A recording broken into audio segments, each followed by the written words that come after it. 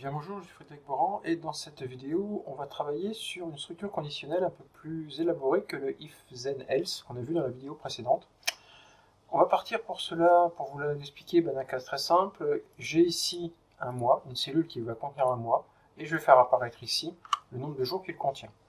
Donc par exemple janvier, normalement je dois faire apparaître 31. Donc avec les armes que vous connaissez, il faudrait mettre if celle de 3,4 égale janvier, ou ça ou mars, ou mai, ou juillet ou août, etc.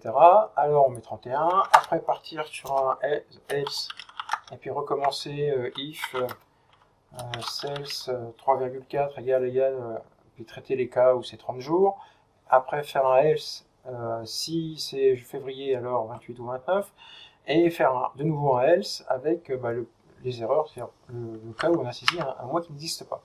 Donc pour vous montrer ça, voilà, ici ça marche, 31. Donc vous imaginez bien que ça va être très très compliqué et qu'il y a une structure en fait qui existe, qui est le select case. Alors le select case, il est hyper puissant dans ce genre de cas. On ne peut pas l'utiliser tout le temps, mais ici ça va vraiment bien. Pour vous l'expliquer, en fait, ici je voulais tout taper, parce que bon, c'est pas la peine de perdre du temps avec ça. Alors comment ça marche?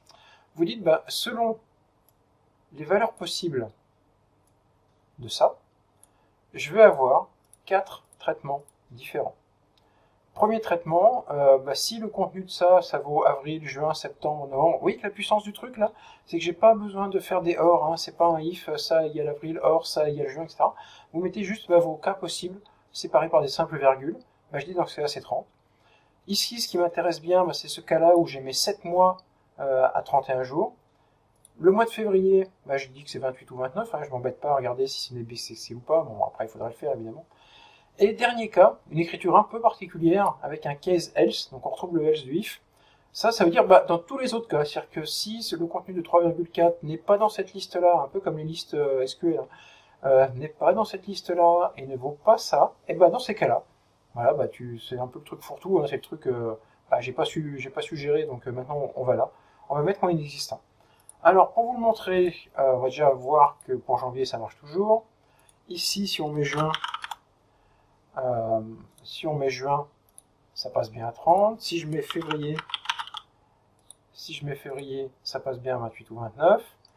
Par contre, si je mets n'importe quoi, ça me met que le mois n'existe pas. Donc voilà, vous voyez que le select case, il est vraiment hyper intéressant dans ce genre de cas. On ne peut pas toujours l'utiliser, attention, dans un select case, on ne peut pas mettre des supérieurs ou inférieurs ici, c'est vraiment des listes fixes, ou alors des contenus fixes. Voilà, c'est la seule restriction du select case, mais c'est plutôt intéressant.